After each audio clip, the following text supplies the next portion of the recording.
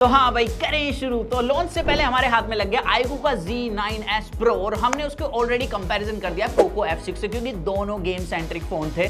तो आपको पता लग जाएगा उसमें कि बेस्ट गेमिंग फोन कौन सा है अंडर 30,000 पीस। वो वाली वीडियो चेकआउट कर लेना। खैर आज की इस वीडियो के अंदर हम कंपेयर करेंगे जिसको एक्चुअली iQOO अपना कंपेटिटर मानता है, और वो है भाई OnePlus का Nord CE4 हमारे हाथ में। और हमने दोनों को अच्छे से कंपेयर कर लिया है और यहाँ पर दोनों ही फोन ना 25-26 हजार के प्राइस ब्रैकेट में आते हैं, लेकिन iQOO का जो बेस वेरिएंट है वो 12 GB से स्टार्ट होता है और वहीं पर OnePlus का 8 GB से, जिसकी वजह से iQOO 1-2 हजार रुपए महंगा होने वाला है।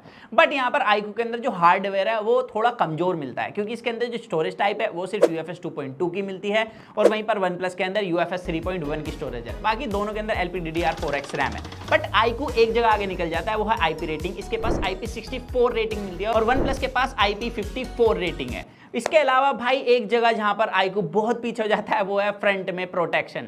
iQOO के पास सिर्फ स्कोर सेंसेशन अप की प्रोटेक्शन है, वहीं पर OnePlus ने दी है भाई कॉर्निंग गोरिल्ला ग्लास 5 की प्रोटेक्शन, जो कि ज्यादा स्ट्रॉन्ग ग्लास है। यार यहाँ पर iQOO की मेरे को एक चीज अच्छी लगी, वो है भाई लुक। भाई यहाँ पर लुक देखने में काफी प्रीमियम लगता है, ये iQOO 12 की याद दिला देता है। बट यहाँ पर बैक टेक्सचर उससे बेटर लगा मेरे को, और ये डेफिनेटली OnePlus कंपैरिजन में लुक्स में ज्यादा अच्छा लगता है। हालांकि दोनों ही फोन प्लास्टिक बिल्ड के हैं और यहाँ पर iQOO की बैक पर ना मैंने थोड़े बहुत स्क्रैच स्टार्टिंग में नोट कर लिए। मैंने ये फोन सिर्फ 2 दिन यूज करा, उसके बाद भी। वहीं पर OnePlus में अभी तक मेरे को ऐसा कुछ देखने के लिए नहीं मिला।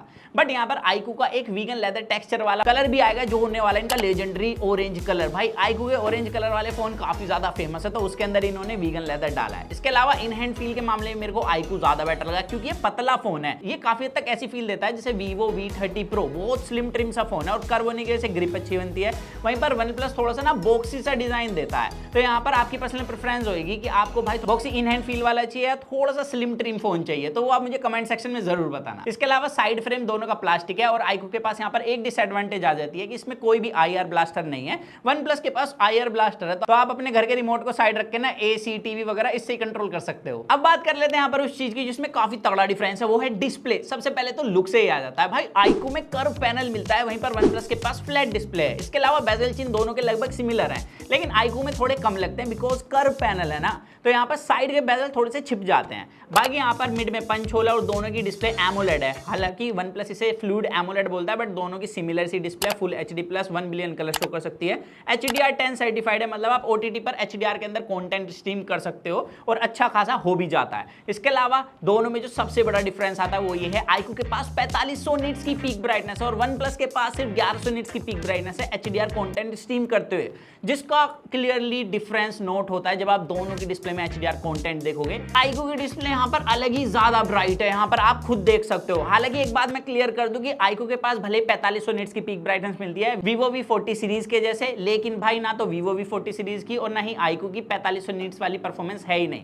यहाँ पर अभी हमने पोको F6 से कंपेयर करा था इसकी पीक ब्राइटनेस को, और भाई आप क्लियरली यहाँ पर डिफरेंस देख सकते हो। पोको F6 के कंपेरिजन में काफी ज्यादा डल फील होती है। तो ये सिर्फ मेरे को लगता है ऑन पेपर इन्होंने जो लैब टेस्ट में करी है ना वो उठा के दिखा दी कि 4500 निट्स की है, बट यहाँ पर OnePlus के कंपेरिजन में स्टिल थोड़ा बेटर परफॉर्म कर रही है। बाकी देखो दोनों की डिस्प्ले के पास शार्पनेस इक्वल मिल जाती है। OnePlus के पास थोड़ा सा ना रेड टोन मिलता है और वहीं पर iQOO की डिस्प्ले थोड़ा सा कॉन्ट्रास्टी कलर शो करती है, जो कि टोटली आप पर डिपेंड करेगा आपको कैसे कलर चाहिए। और सेम एक्सपीरियंस हमें नॉर्मल कंटेंट स्ट्रीम करते हुए मिला है।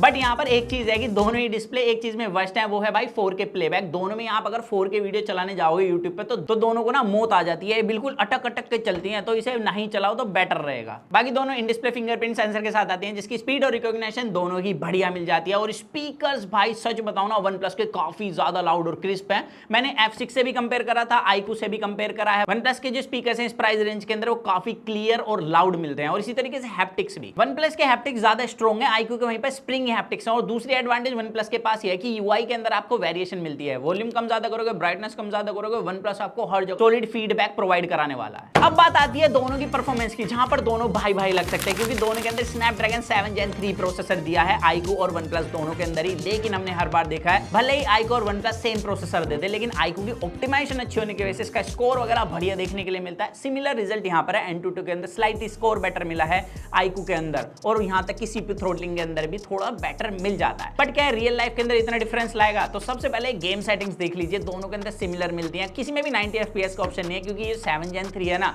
आई डोंट थिंक ये 90 FPS को सपोर्ट करता है, और मेरे को लगता भी नहीं कि आगे जाके फ्यूचर में इसकी अपडेट मिलेगी भी। गेम प्ले की बात करें तो सेम सेटिंग्स में हमने गेम प्ले करा है, यहाँ पर दोनों के अंदर ही 55 FPS के आसपास की आपको कंसिस्टेंसी मिल जाएगी। तो गेम प्ले भी मेरे को लगभग सिमिलर सा ही मिला है। लेकिन अगर आप बिल्कुल लॉन्ग टाइम के लिए हैवी गेमिंग करना चाहते हैं तो वहां पर थोड़ा सा बेटर हो सकता है iQOO, इतना मैंने एक्सपीरियंस करा है। बाकी यहाँ पर आपको दोनों के अंदर गेम मोड मिल जाता है, दोनों के अंदर गेम मोड के अंदर भरपूर फीचर हैं जो कि आपके यूजेज के हिसाब से डिपेंड करेगा। इसके अलावा अगर नॉर्मल यूजेज की बात करें तो भाई हर कोई तो गेमिंग करता नहीं है। यहाँ पर सबसे पहले तो दोनों के अंदर ही ब्लोटवेयर मिल जाता है, प्री इंस्टॉल्ड एप्लीकेशन अब OnePlus ने भी अच्छी खासी देना स्टार्ट कर दी है। लेकिन iQOO के अंदर थोड़ा चीप एक्सपीरियंस मिलता है, क्योंकि इसके पास पुश नोटिफिकेशन वगैरह ज्यादा मिलती है इसकी वी स्टोर ऐप से। तो आप भाई अंदर से जाके मतलब उसे ऑफ कर सकते हो, सेटिंग्स में से जाके अंदर का मतलब ये है। और दूसरा यहाँ पर जब आप कोई ऐप डाउनलोड करोगे तो OnePlus के अंदर कोई भी ऐप सजेशन नहीं आता, लेकिन iQOO में भाई भरपूर ऐप सजेशन आता है, जो कि एक चीप एक्सपीरियंस प्रोवाइड कराता है। लेकिन iQOO के पास एक प्लस पॉइंट ये है कि यहाँ पर आप जब ऐप ओपन क्लोज करोगे तो आपको एनिमेशन मिलने वाली है। OnePlus में जब भी आप पहली बार कोई ऐप ओपन करोगे वहां पर एनिमेशन नहीं मिलेगी, जिसकी वजह से OnePlus कभी कभी थोड़ा फास्ट फील होता है जब आप दोनों में ऐप ओपनिंग और क्लोजिंग करोगे। बट दोनों सेम टाइम पर ही ओपन करती हैं, भले ही यहाँ पर OnePlus के पास आपको बेटर हार्डवेयर मिलता है UFS 3.1 का। बट मैंने जितना एक्सपीरियंस करा, नॉर्मल ऐप दोनों ऑलमोस्ट सेम टाइम पर ओपन करते हैं। और यहाँ पर हैवी एप्लीकेशन की बात करी जाए तो भाई इस मामले में iQOO थोड़ा आगे निकल जाता है। लेकिन एक चीज में दोनों सिमिलर है, वो है 120 हर्ट्ज का पैनल, जिसमें दोनों सिमिलर ही परफॉर्म करते हैं। इवन दोनों में जब आप स्मार्ट स्विच पर लगा के यूज करोगे तो दोनों 60 to 120 हर्ट्ज भी काफी अच्छे से स्विच कर लेते हैं, और ज्यादातर एप्लीकेशन 120 हर्ट्ज में चलती है। लेकिन कुछ ऐप हैं दोनों के अंदर ही जो 90 हर्ट्ज में चलती हैं, बट आप सेटिंग्स में जाके उनको भी पुश कर सकते हो ताकि वो 120 हर्ट्ज में चले और आपको स्मूथ एक्सपीरियंस मिले। लेकिन उस टाइम पर थोड़ी बैटरी कंजप्शन बढ़ जाती है। अब बात करते हैं एक ऐसे सेगमेंट की जहां पर भाई दोनों में अच्छा खासा डिफरेंस, और वो है कैमराज। यहाँ पर दोनों के पास स्पेक्स देखी जाए तो सेम मिलते हैं। फ्रंट में 16 मेगापिक्सल का कैमरा, मेन कैमरा 50 मेगापिक्सल का, 8 मेगापिक्सल का अल्ट्रा वाइड। लेकिन यहाँ पर iQOO के पास तीसरा कैमरा भी मिलता है, OnePlus के पास ये नहीं है। अब यहाँ पर हमने फ्रंट से वीडियो रिकॉर्ड करी है, आप देख सकते हो। और ये है दोनों के फ्रंट कैमरे की वीडियो क्वालिटी। और मेरे को लगता है iQOO ना भाई सिर्फ OnePlus को ही अपना कॉम्पिटिटर मानता है, क्योंकि यहाँ पर दोनों के पास फ्रंट में 1080p 30 FPS की ही सेटिंग्स मिलती हैं। वहीं पर पोको देखा था हमने, उसमें वहीं पर आपको 1080p 60 FPS तक के फ्रंट में सेटिंग मिलती थी। तो यहाँ पर मतलब इससे ही कॉम्पिटिशन है iQOO का। खैर यहाँ पर आप लाइट कंट्रोल देख सकते हो, स्टेबलाइजेशन देख सकते हो कि आपको कैसी लग रही है। बाकी यहाँ पर फील्ड ऑफ व्यू तो भाई डेफिनेटली OnePlus के पास ज्यादा बेटर मिल रहा है। तो यहाँ पर iQOO हर बार की तरह ना ओवर शार्प कर रहा है वीडियो को, जिसकी वजह से OnePlus की वीडियो के अंदर हमें डिटेल्स कम मिल रही हैं। बट यहाँ पर OnePlus के पास एडवांटेज ये है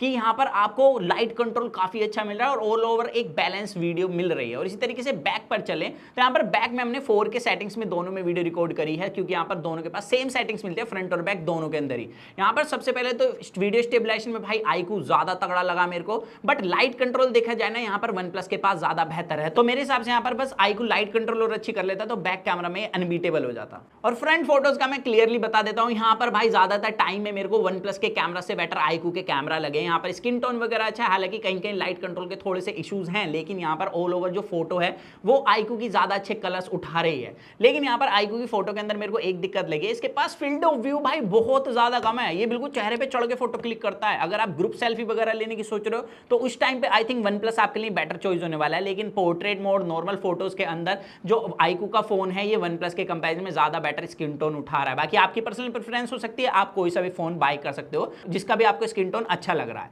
और इसी तरीके से बैक कैमरे पे चले तो बैक कैमरे में एक डिफरेंस है जो मैं थोड़ा सा समझा देता हूं। दोनों के पास सेम मोड मिलते हैं, 1x 2x नॉर्मल में भी और पोर्ट्रेट में भी काम करता है। बट यहाँ पर OnePlus का फोन जो है अगर आप शैडो के अंदर हो तो वो अच्छे से शैडोज को हाईलाइट नहीं कर पाता, लेकिन iQOO काफी अच्छे से कर लेता है, क्योंकि इसकी लो लाइटिंग परफॉर्मेंस हर बार की तरह यहाँ पर भी अच्छी है। तो यहाँ पर आप फोटोज देख सकते हो। लेकिन जैसे आप डायरेक्ट लाइट के अंदर आओगे उस टाइम पर भाई iQOO का कैमरा स्किन टोन बर्बाद कर देता है, और OnePlus काफी अच्छे से स्किन टोन मैनेज करता है। और सेम हमें 2x मोड के अंदर देखने के लिए मिला। बाकी पोर्ट्रेट मोड के अंदर एच डिटेक्शन सिमिलर है, एंड यहाँ पर पोर्ट्रेट मोड के अंदर भी सेम ही रिजल्ट्स मिले जैसे कि हमें नॉर्मल फोटो के अंदर देखने के लिए मिले हैं। बस लाइट कंट्रोल और iQOO सही कर ले तो आई डोंट थिंक कि इसे कोई बीट कर सकता है। लेकिन भाई हमने पहले भी देखा है iQOO काफी सालों से अपने स्किन टोन को सही नहीं कर पाया, जैसा कि Vivo ने करा है। बाकी यहाँ पर लो लाइटिंग परफॉर्मेंस आप देख सकते हो भाई, iQOO इज अनबीटेबल। यहाँ पर OnePlus से बहुत ज्यादा ऊपर कैमराज इसके नाइट मोड के अंदर और इसी तरीके से अल्ट्रा वाइड पर चलें तो अल्ट्रा वाइड के अंदर कलर्स की वजह से मुझे भाई iQOO के कैमरास थोड़े से बेटर लगे हैं। तो ऑल ओवर यहाँ पर कैमरास के अंदर वैसे तो सच बताऊं 30,000 में दोनों के कैमरास अच्छे नहीं है, इससे बेहतर कैमरास हम यूज कर चुके हैं, बट यहाँ पर फिर भी iQOO के कैमरास थोड़ा सा ज्यादा प्रॉमिसिंग लग रहे हैं। बाकी अब बैटरी की तरफ चलें जिसमें दोनों सिमिलर नंबर्स के साथ आता है क्योंकि 5500 mAh की बैटरी मिलती है दोनों के पास, लेकिन यहाँ पर OnePlus के पास 100 वोट की चार्जिंग, iQOO के पास सिर्फ 80 वोट की चार्जिंग। अब इसी वजह से यहाँ पर जो OnePlus है ये फास्ट चार्ज हो जाता है और दूसरा यहाँ पर बैटरी बैकअप भी OnePlus का ज्यादा अच्छा मिला है। रीजन क्लियर है, बैकग्राउंड थ्रेड OnePlus भी रन कराता है लेकिन ये iQOO के कंपैरिजन में कम थ्रेड रन करा रहा है, जिसकी वजह से यहाँ पर बैटरी कंजप्शन थोड़ी कम हो जाती है और हमें बैटरी बैकअप थोड़ा बेटर मिल रहा है। तो ऑल ओवर देखा जाए तो यहाँ पर परफॉर्मेंस में इतना बड़ा कोई फर्क नहीं रहा है दोनों ही फोनों में, लेकिन यहाँ पर लुक्स की बात हो गई, कैमरा हो गई, डिस्प्ले हो गए, तो उसमें थोड़ा थोड़ा कहीं ना कहीं मार्जिन से iQOO जीत रहा है। बाकी देखो टोटली आप पर डिपेंड करेगा कि आपको कौन सा फोन लेना है। सारे पॉइंट्स मैंने आपके साथ शेयर कर दिए हैं एक भाई की तरह, ताकि आप एक स्मार्ट डिसीजन बना सको। इसके अलावा अगर आपको वीडियो अच्छी लगे चैनल सब्सक्राइब कर देना, वीडियो लाइक कर देना, और चैनल पर नए और वीडियो देखना पसंद है तो भाई जुड़ जाओ जल्दी हमारी फैमिली से। सो दैट्स इट गाइस, मिलते हैं जल्दी कूल और एक्साइटिंग वीडियो में। तो जब तक के लिए जॉन मैगेस वो करे to watch your heart, stay in with that unbox guys.